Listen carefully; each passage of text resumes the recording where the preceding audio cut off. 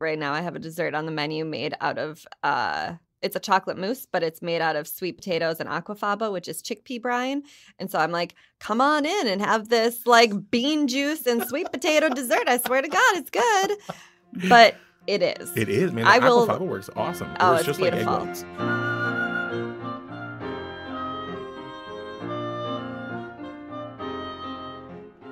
Hello! Welcome to The Corner Table, a Capital Times podcast about food and drink in Madison. March 4th through March 11th is Madison's 4th annual Chef Week, a kind of alternative restaurant week with more collaborations and fewer rules. At restaurants all over the city, there's going to be kitchen takeovers, a luau, a bagel contest, brunches, and my favorite, late-night pop-ups.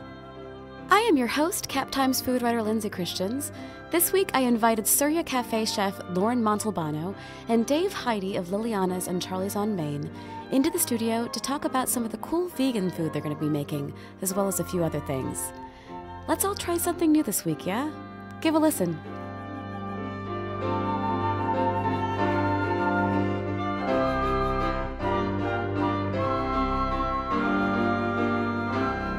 Lauren and Dave, welcome. Hi, how you doing? Hey. So, as we're starting out here, introduce yourselves, let people know who you are and what you do. Sure, I'm Chef Dave Heide. I own 2 restaurants, Liliana's and Charlie's on Main. They're both named after my kids, Liliana and Charlie. And Liliana's has been open for 10 years. We opened on her first birthday. And then Charlie's on Main, we've been open for 3 years, and we opened on his 6th birthday. And those are in Fitchburg and Oregon, yeah? Yes. And Lauren? My name is Lauren Montelbano. I'm the head chef over at Surya Cafe. We are a vegetarian, vegan, and gluten-free restaurant that opened up inside of Perennial Yoga and Meditation in Fitchburg this past April. So we've almost been open a year. Is this your first Chef Week? This is my first Chef Week. Oh my gosh, that's exciting. I'm super excited. Yeah. So, first of all, let's let everybody know sort of how and why is Chef Week different than Restaurant Week? What makes them different? Well, I think with Restaurant Week, you're really going just for one specific deal, right? You're going for one specific event, and that is just try out any restaurant, 3 different 3-course meals, $25, $30, or $35. Fixed price set, fixed item, but that's really it. And I think one of the main goals of Chef Week was to say, hey, we've got all of these chefs who really like to do things that are different and outside the box. And why not really have a week focused on that kind of collaboration, So what can we do together? What can we do to, do something different? I think during Restaurant Week, it's all about, not selfish, but it's all about our own restaurants, right? And I think the fun thing about Restaurant Week is being able to branch out with other chefs and do something that's fun and different together. And the format can be different. Yeah, anything you want. I mean, you can really do like anything. You can do food on a stick. You can do like the vegan tapas and tasting. Right. There's a Chinese Italian dim sum. Like, Yep. Who does that? I'll tell you who. We do. I will tell you who because I studied the format. I like that there's not only just a variety of places, but there's, it's this year's Chef Week has been broken up into brunch, lunch. There's $15 dinners, I think every night of the week, right? Mm-hmm. Or at least like for weekdays, there's $15 dinners. And then there's upscale dinners. And then there's late night, which is one of my personal favorites. I love late night. So first of all, you guys are going to be working together on vegan tapas at Liliana's. So when is that and what do you have planned for it? So that is going to be Monday, the second day of Chef Week. And that will be at noon at Liliana's. I'm going to come blow up Dave's kitchen. Mm-hmm. Literally. Hopefully not literally, or at least after we serve lunch, I'll blow it up. And we're gonna actually cook together. Like, I know sometimes for Chef Week, you do all your prep at your own restaurant and then you kind of bring it in depending on the size of the other restaurant and what you have going on. But Chef Dave and I are actually going to do it all together. We're doing it all together. We are doing it all together. In the kitchen. So come and eat some of it.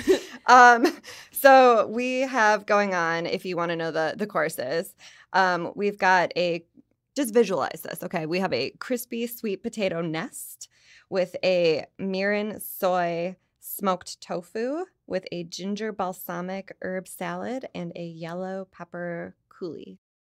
That sounds amazing. Right? It's going to be very visually stimulating. That's really what we're focusing on too, as well as flavor composition. Yeah, and we're really looking to emphasize, fresh, but also, I think the savory component. I think a lot of times when, at least for me, as someone who does eat, meat and whatnot, a lot of times when I eat something that's vegan, it's missing that umami aspect. It's missing the savory, the rich, the fat. It's missing the things that make it hearty. And especially in Wisconsin, I think that's been one of the biggest challenges with vegan is that we're a land of comfort food. And there's not a lot of comfort dishes in a lot of the vegan dishes that chefs in Madison prepare. So I'm not saying that you can't make umami vegan. I get that you can't make vegan umami, but it's a lot of it. When you go out as a vegan to eat in a restaurant, 9 times out of 10, it's like a veggie pasta with no salt and no oil, or it's like, because I eat vegetarian for a while, so that's kind of what I got too, I thought you were a vegetarian. Why are you living a lie, Dave? I am not. I was a vegetarian. This is a true story. I was a vegetarian for 5 years, and then I got diagnosed with diabetes, and it started to become a little too difficult to get all the protein sources I have when cutting out carbohydrate completely, because almost all of the vegetarian proteins involve high amounts of carbohydrate as well. So how many different tapas are you going to do? So we're doing 3. So we've got the first course, I guess. And then the second course that we have, we're doing, this is my favorite term, a crispy wonton sled, which is actually really more of a boat because it is holding a forbidden rice ball in a Thai lemongrass broth. So I called it a sled and then realized that it's not in snow. It is in broth. It's totally floating. Okay, so it's a wonton boat. Yeah. And that's going to have scallions and shaved radish. Yeah, really, really thinly bias cut, spring onions right on top. Yeah. So it's going to have like crunchy, creamy. I'm a big texture person, so I think we'll play well together for that. And then the third course or third tapas is going to be a lime coconut panna cotta with toasted almonds. Desserts are kind of my jam, and actually, so I'm going to try my first vegan panna cotta, but I'm super excited about it, and I might be playing with a new ingredient. I might be using Irish moss for that. So I'm super excited. I just ordered it. You can pay me for that later, Dave. Done.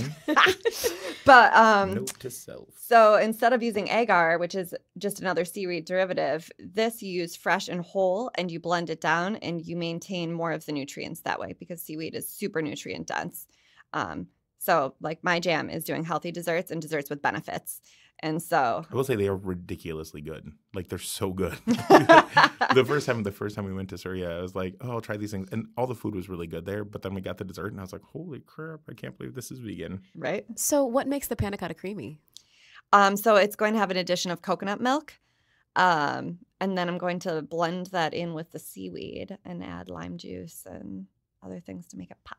See, this is one of those things that's really tough with vegan is describing how you make it and having it sound appetizing. Yeah, right? So like at Liliana's, we make our own seitan from scratch. So we make seitan, and people ask me all the time, like, what's seitan? And I'm like, oh, okay, well, it's vital wheat gluten, nutritional yeast flakes, and then like grated, like our seitan has grated ginger, lime, and orange zest, some soy sauce, and a little bit of ground ginger and garlic, and it's really good. It really is good, and we do like a Korean barbecue style seitan now that's really delicious. But you try and describe it, especially in the making of it, and it's like like with you, just it's seaweed that we blend the crap out of and add coconut milk, and it doesn't sound good, but oh my god, this girl can pull off desserts. And let me also just say that right now I have a dessert on the menu made out of it's a chocolate mousse, but it's made out of sweet potatoes and aquafaba, which is chickpea brine.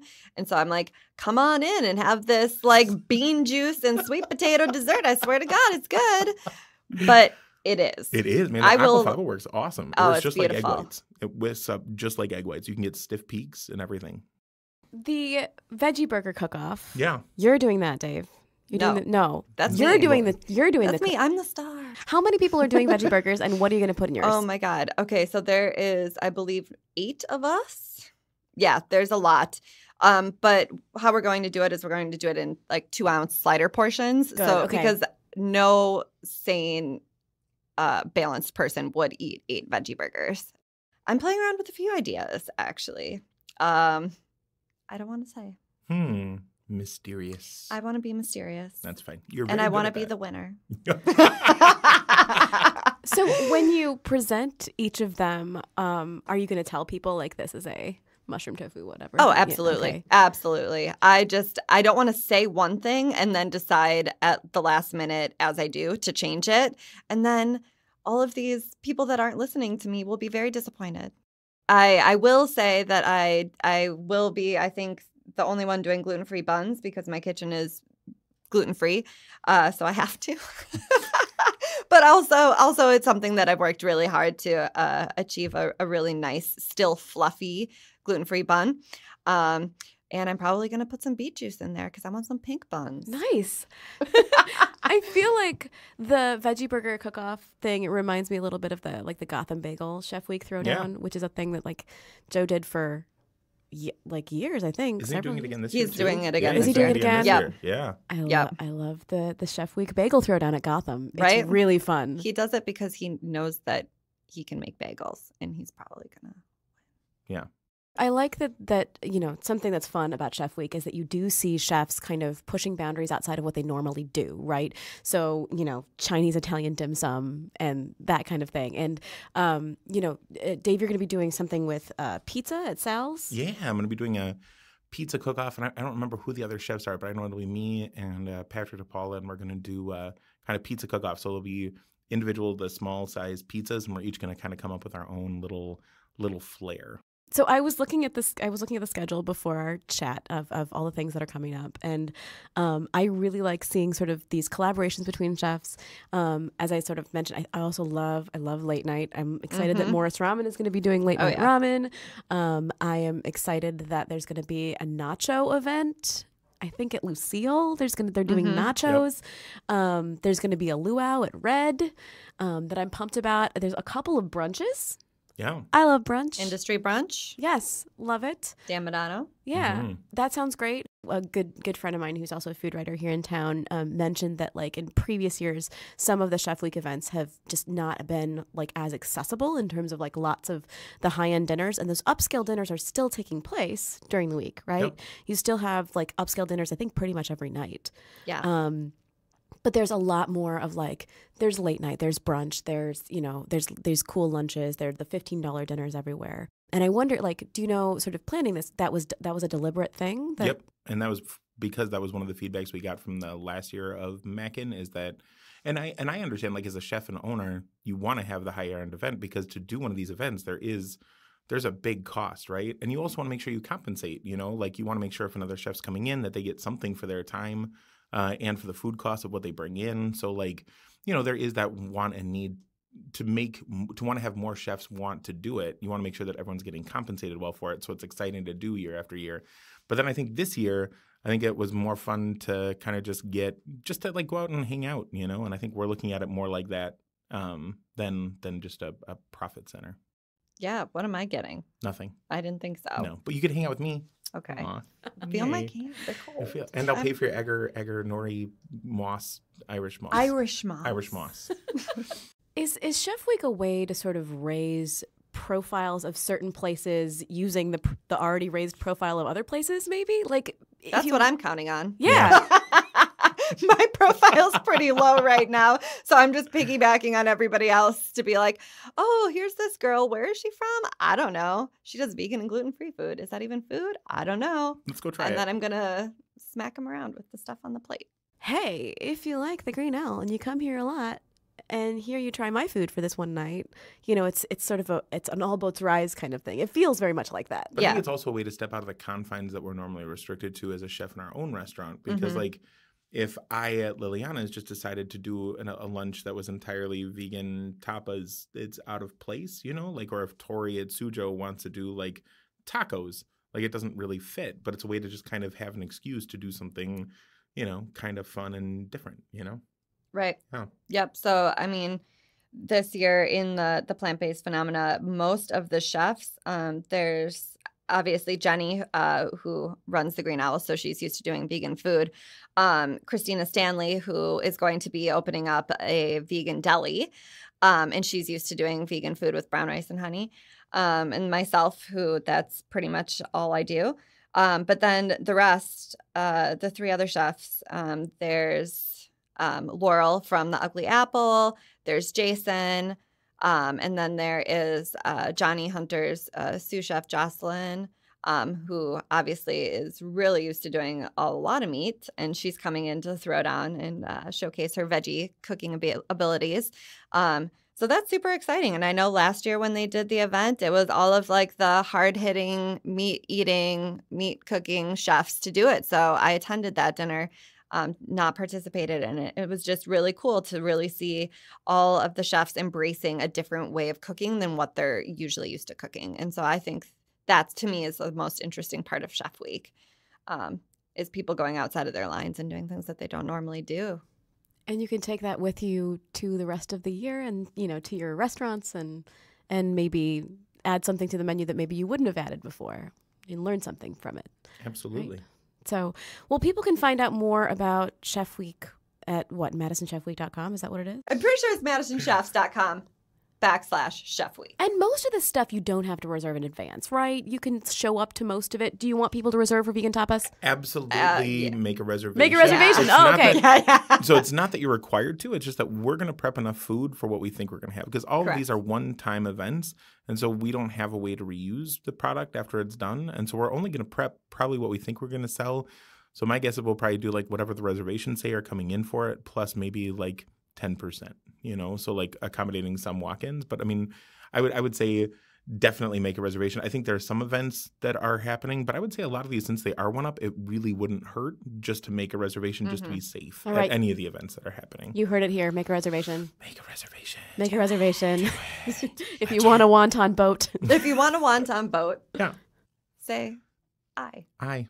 Say aye. Call ahead. Call to shore. Call ashore. All right. Well, thank you both for coming in today. Thanks for having us both today. All right. Yeah. You had a lot on your plate today with the two of us. I absolutely did.